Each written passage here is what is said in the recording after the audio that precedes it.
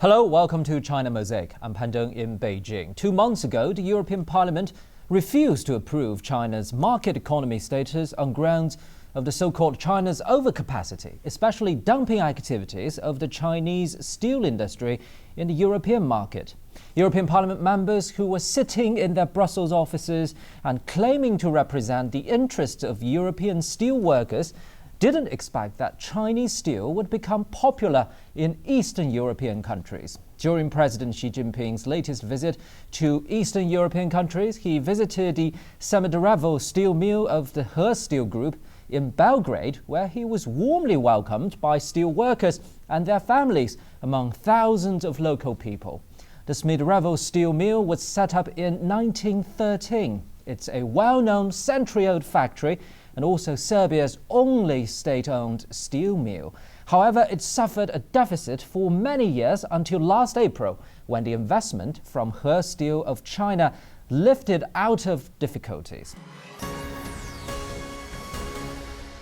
The China-Serbia cooperation in the steel industry is the first of its kind in Eastern Europe, and it will make good example of successful solution to global industrial overcapacity.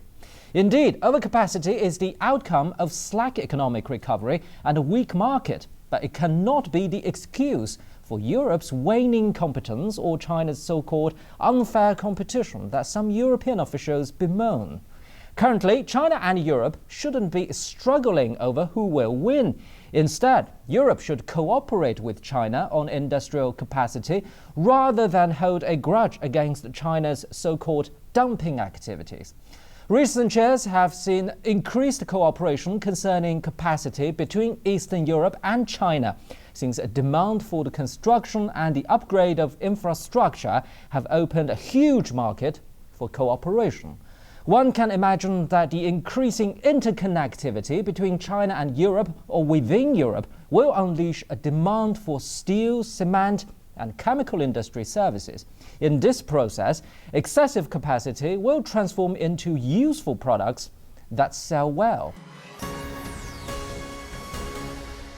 During President Xi Jinping's visit to Serbia and Poland, China reached agreements with the two countries to launch more infrastructure projects which will connect China's capacity, Europe's advanced technology, and Eastern Europe's advantages of location and talent to create greater opportunities.